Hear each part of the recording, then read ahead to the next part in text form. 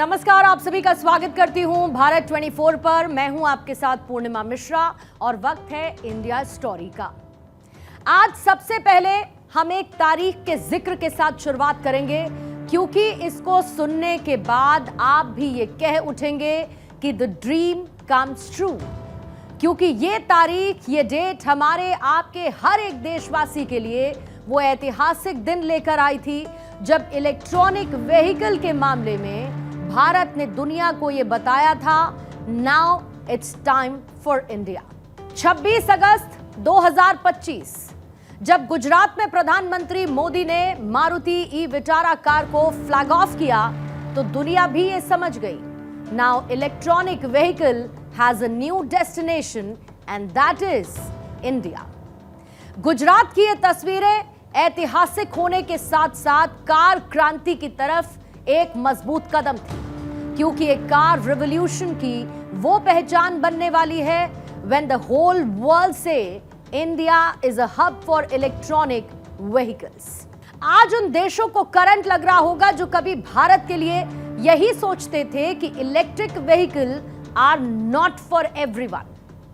समय बदल चुका है, हालात बदल चुके हैं और अब वो ग्लोबल पहचान बन चुकी है जिसमें सारे जहां से अच्छा हिंदुस्तान हमारा की गूंज है।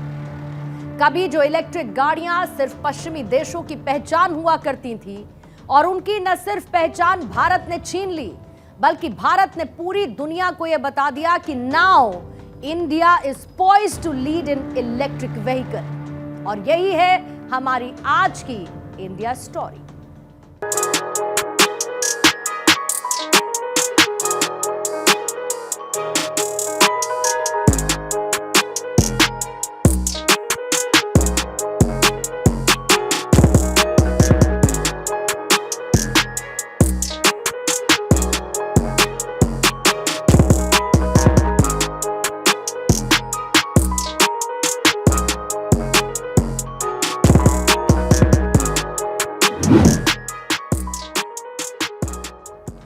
अब हम जो आपसे कह रहे हैं, आप उसकी मन में ही एक तस्वीर बनाइए। मेड इन इंडिया लिखी हुई एक कार जो यूरोप और जापान की सड़कों पर शान से फर्राटा भरती हुई नजर आएगी। वो कार जो पूरी तरीके से भारत में बनी है, जिसमें भारत के लोगों का पसीना लगा है, जिसमें देश की मेहनत है और जो पर्यावरण को नुकसान नहीं पहुंचाएगी और हमारी और आपकी नई पहचान बनेगी। हमारा यह दावा है कि इन हर बात को सुनकर आप गर्व महसूस कर रहे होंगे और यही कह रहे होंगे, I am proud to be an Indian. भारत में इलेक्ट्रिक कारों को बनाने की सोच काफी पुरानी है, लेकिन प्रधानमंत्री मोदी के विजन ने इसे सच कर दिखाया है। दुनिया में एक तरफ जहां पर अमेरिकी राष्ट्रपति डोनाल्ड ट्रंप के टैरिफ से हड़कंप मचा था, तो दूसरी तरफ भारत शानदार तरीके से अपनी मेक इन इंडिया वाली ईवी कार का फ्लैग ऑफ कर रहा था। अब आप ये भी समझिए कि आखिर ये कार खास क्यों है। गुजरात में बनी हुई ये कार यूरोप, जापान समेत 100 से ज्यादा देशों में एक्सपोर्ट होगी, जिसमें यूरोप में Britain, Germany, Norway, France, Denmark, Hungary, Switzerland, Netherland, Iceland, Sweden, Austria, Italy और बेल्जियम जैसे देशों को मेड इन इंडिया कार निर्यात होगी। तो कुछ जापान भी यहां की बनी हुई कारें खरीदेगा। यहां पर अमेरिका नहीं भी हुआ हमारे साथ तो क्या, यूरोप और जापान तो है। अमेरिका के लिए भारत की एक कार एक झटका नहीं, बल्कि एक गहरा सदमा है। ट्रंप टैरिफ करते रह गए और इधर भारत ने ईवीज में अपनी एक बड़ी घुसपैठ कर डाली। अब कुछ नंबर्स आपके सामने रखती हूं, क्योंकि ये देश के 56 इंच वाले सीने की बात को तस्दीक करती है। ऑटोमोबाइल्स मैन्युफैक्चरिंग के मामले में भारत दुनिया में चौथे नंबर पर है, जिसमें जापान से भारत मामूली रूप से पीछे है। यानी जापान को पीछे करने के बाद अगला नंबर अमेरिका का ही होगा। और अगर ऐसा हो गया तो अमेरिकी राष्ट्रपति ट्रंप के लिए ये एक बड़ा सेटबैक रहेगा।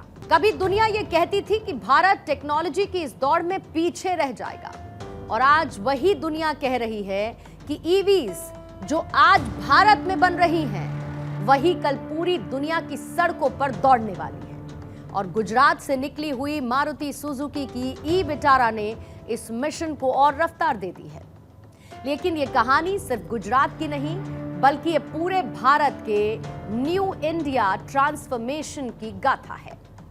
केंद्र की मोदी सरकार ने ई व्हीकल्स को लेकर एक क्लियर एंड कट विजन रखा है और भारत इस विजन को एक मिशन मानते हुए लगातार आगे बढ़ रहा है।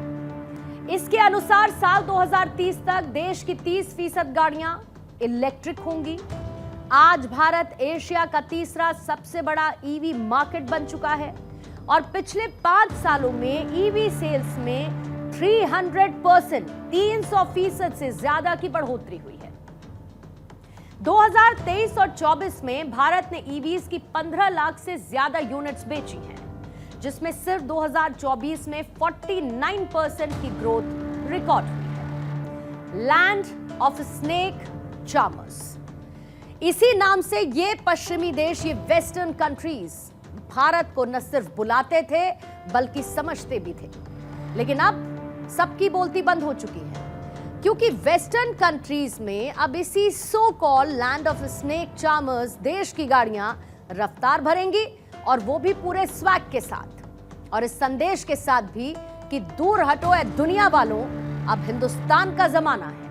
और इसमें सबसे बड़ा योगदान उस मेक इन इंडिया का है जिसे लॉन्च खुद देश के प्रधान सेवक नरेंद्र मोदी ने किया था। मेक इन इंडिया सिर्फ एक सोच नहीं, एक कही गई बात नहीं, बल्कि वो एक मिशन है, एक विजन है जो कि दुनिया के कई देशों को जरूर अखर रहा होगा, खासकर जो डेवलप्ड कंट्रीज हैं। और वजह यह है कि कभी जो भारत इन देशों से सामान को इंपोर्ट करता था, यानी कि कई सामानों के लिए भारत की इन देशों पर डिपेंडेंसी थी, वही भारत आज इनके साथ कदम ताल करते हुए दुनिया को ईवी गाड़ियां भी अब एक्सपोर्ट करेगा। यानी अब मेक इन इंडिया से एक कदम आगे भारत बढ़ चुका है और अब Hindustan make for the world के मिशन पर है। आज भारतीय कंपनियां ईवीज को 100 से ज्यादा देशों में भेजने की तैयारी कर चुकी हैं। साल 2014 में जहां पर भारत का कुल ऑटोमोबाइल एक्सपोर्ट 50,000 करोड़ था, वही अब बढ़कर 1.2 लाख करोड़ पर एनम यानी कि सालाना हो चुका है। और सड़क पर चलने वाले हर 2 में से एक 3 पहिया गाड़ी अब इलेक्ट्रिक है और ईवी का मार्केट शेयर 56% हो चुका है।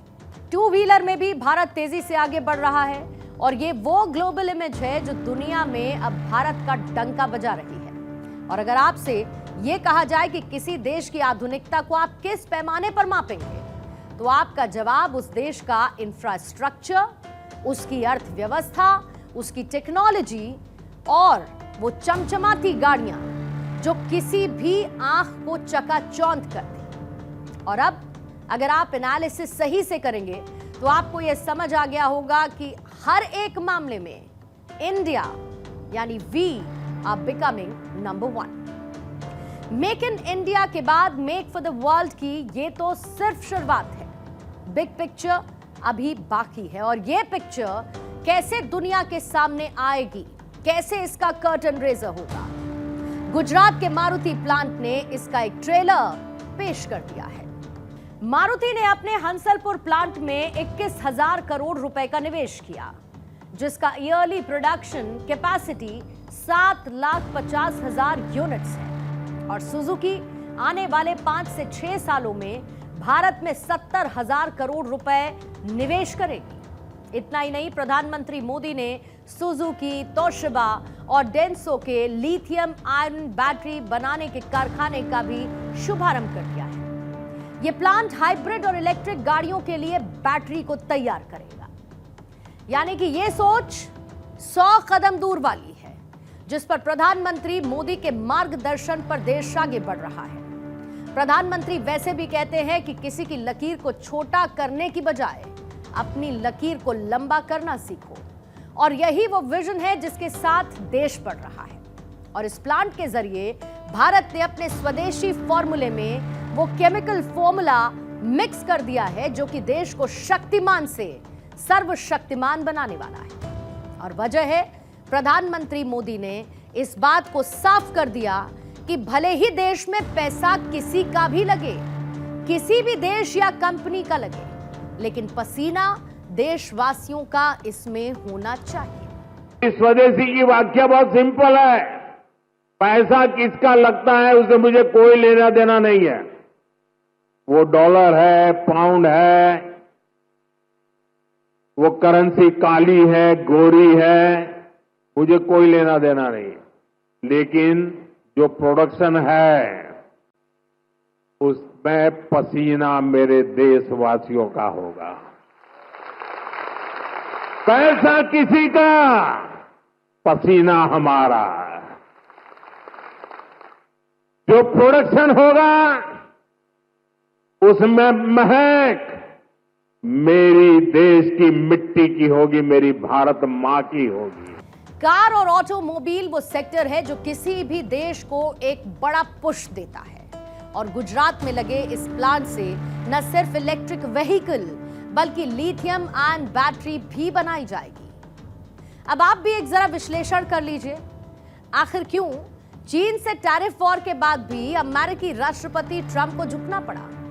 आखिर क्यों चीन के सामने ट्रंप का टैरिफ फेल हो गया? अगर आपको नहीं पता है तो आप ये जान लीजिए कि इसके पीछे चीन में मौजूद वो रेयर अर्थ मिनरल्स हैं जिसके बगैर अमेरिका का हिल पाना तक मुश्किल है। अमेरिका चीन से इन्हीं रेयर अर्थ मिनरल का बड़े पैमाने पर इंपोर्ट करता आया है, जो कि इलेक्ट्रिक गाड़ियां, इसके साथ पवन टरबाइन और रक्षा जैसे कई उद्योगों में इंपॉर्टेंट और वाइटल रोल प्ले करता है। और भारत भी चीन पर इसी चीज को लेकर डिपेंडेंट है। लेकिन अब इंडिया आगे बढ़ रहा है, क्योंकि देश अब अपनी शॉर्टकमिंग्स को खत्म करने की कोशिश में जुटा है। भारत अब उन रेयर अर्थ मिनरल्स पर कंसंट्रेट कर रहा है जो कि भविष्य की इलेक्ट्रिक कार यानी कि EVs, renewable energy, mobile gadgets और डिफेंस सिस्टम के लिए बैकबोन माने जाते हैं। अभी तक इनकी सप्लाई का सबसे बड़ा सोर्स चीन था, लेकिन इसी निर्भरता को कम करने की दिशा में भारत ने कदम मजबूत कर लिए हैं।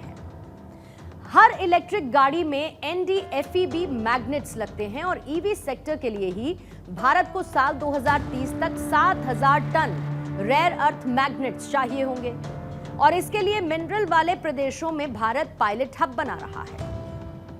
इंडियन रेयर अर्थ लिमिटेड की प्रोडक्शन कैपेसिटी को बढ़ाया जा रहा है। इसके साथ ही देश में national rare earth innovation hub बनाने का भी प्रस्ताव है। यानी कि पूरी तैयारी है एक बड़ी जंग की। आत्मनिर्भर होना इसी को कहते हैं, and self reliance is now becoming the key to a nation's major growth. और इस रास्ते में वो दोस्त भी आते हैं जो इस विकास पथ को और प्रशस्त बना रहे हैं। सुजुकी ने 40 सालों से भी ज्यादा समय से भारत की ट्रांसपोर्ट यात्रा में अपनी महत्वपूर्ण भागीदारी निभाई है। सुजुकी ग्रुप ने पहले ही भारत में 1 लाख करोड़ रुपए से ज्यादा का इन्वेस्टमेंट किया है, और इससे 11 लाख से ज्यादा लोगों को सीधे तौर पर नौकरी मिली है, यानी एम्प्लॉयमेंट जनरेट हुआ। और इसी के चलते ई-विटारा ग्लोबल प्रोडक्शन हब के रूप में विकसित हुआ, जिसकी सक्सेस में महक मेरे और आपके हिंदुस्तान की मिट्टी और यहां के लोगों की है। सुजुकी जापान भारत में मैन्युफैक्चरिंग कर रही है, और जो गाड़ियां बन रही है वो वापस जापान को एक्सपोर्ट की जा रही है। भारत को लेकर ग्लोबल कंपनियों के भरोसे को भी ये आपके सामने प्रस्तुत करता है। अब आज से ईवी एक्सपोर्ट को भी उसी स्केल पर ले जाने की शुरुआत हो रही है। अब दुनिया के दर्जनों देशों में जो ईवी चलेगी उसमें लिखा होगा मेड इन इंडिया। हमारे देश में टेक्नोलॉजी और ट्रेडिशन साथ साथ चलते हैं, और इसी में एक नया ट्रेंड ईवी यानी कि इलेक्ट्रिक गाड़ियों का भी है। ईवी में अभी तक आपने भारत के बढ़ते कदमों को देखा। ईवी के फायदे यहां तक सीमित नहीं हैं, क्योंकि जिन देशों में पर्यावरण एक इंपॉर्टेंट डिस्कशन पॉइंट है, वहां ईवी की गाड़ियां संजीवनी जैसा काम करती हैं। ऐसा ही कुछ दिल्ली एनसीआर में भी आने वाले वक्त में आपको देखने को मिलेगा। यानी ईवी रिवॉल्यूशन के बाद दिल्ली एनसीआर की सड़कें कुछ इस तरीके की दिखाई दे सकती हैं, जहां पर गाड़ियों में धुआं नहीं निकलेगा, बल्कि वो सिर्फ बिजली या सीएनजी पर चल सकेंगे। दिल्ली में प्रदूषण को रोकने के लिए ये एक बड़ा कदम है। दिल्ली एनसीआर में हवा इतनी जहरीली हो चुकी है कि सांस लेना मुश्किल हो चुका है।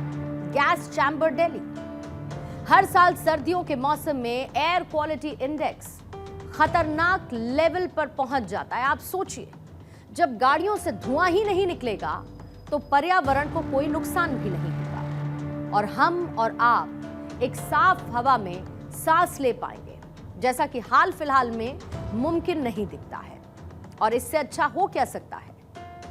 अगर यह कहा जाए तो गलत नहीं होगा कि ईवी का सौदा खरा भी है और हेल्थ के लिए ये हेल्दी भी है।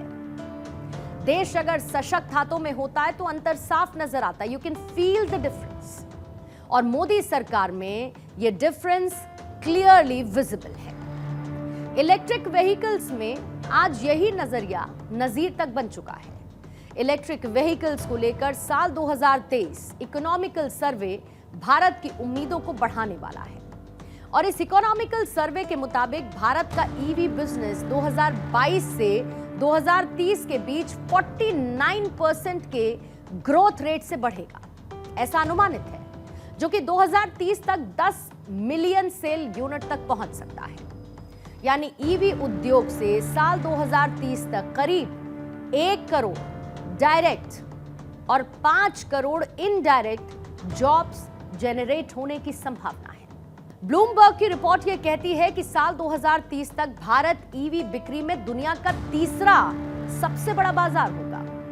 तो स्वदेशी अपनाओ, टैरिफ हराओ के अभियान में जुटा हुआ भारत चीन की तरह ही बैटरी मैन्युफैक्चरिंग और रिसर्च पर जोर दे रहा है। खुद इंटरनेशनल कंपनीज भी भारत में अपना भविष्य तलाश रही हैं, क्योंकि देश विदेश की कंपनीज ईवी प्रोडक्शन हब बनाने में इन्वेस्ट कर रही हैं, जिसमें हुंडई, किया, टाटा, महिंद्रा, सुजुकी जैसे बड़े बड़े नाम शामिल हैं। वो दिन अब बीत गए जब भारत बैक बेंचर कहलाता था। भारत अब ईवी की रेस का पिछलग्गू नहीं बल्कि लीडर है। चार्जिंग स्टेशन से लेकर बैटरी निर्माण और ग्लोबल एक्सपोर्ट तक ये है न्यू इंडिया की हरित क्रांति और ई विटारा इसका पहला पड़ाव है। भारत में एलॉन मस्क की टेस्ला ने भी अब दस्तक दे दी है और अभी भी मस्क की टेस्ला एक स्टेटस सिंबल के तौर पर देखी जाती है। लेकिन इतना भी तय है कि आने वाले वक्त में मस्क की टेस्ला को अगर किसी से सबसे बड़ी टक्कर मिलने वाली है तो वो खुद मेड इन इंडिया कार होगी। भारत में बनाई जा रही इलेक्ट्रिक व्हीकल न सिर्फ आम लोगों के ईवी वाले सपने को पूरा करने वाली है, बल्कि एक किफायती भी है। यानी एक बार चार्जिंग में Maruti Vitara electronic car 500 kilometre तक दौड़ लगा सकती है, और वो भी बिना रुके, बिना थके। साल 1958 में एक फिल्म आई थी, चलती का नाम गाड़ी। लेकिन हमारा दावा है कि अगर इस फिल्म को आज के जमाने में बनाया जाता तो इसका नाम कुछ और होता। शायद नाम यह भी हो सकता था कि जो दुनिया भर में दौड़ रही है वही है मेड इन इंडिया गाड़ी। क्योंकि साल 2023-24 में भारत में कार निर्यात का जो आंकड़ा 45 लाख गाड़ियों का था, वो अब बढ़कर 2024-25 में 50,98,000 गाड़ियों का हो चुका है। And we know this is not the end. India will rock in EVs trend, और ये भारत की आने वाले भविष्य की तैयारी है, क्योंकि भारत ये तय कर चुका है कि 2047 में हमें बनना है विकसित और साथ ही आत्मनिर्भर भी। आप सभी का बहुत बहुत शुक्रिया आज की इंडिया स्टोरी में हमारे साथ जुड़ने के लिए। वक्त एक छोटे से ब्रेक का है।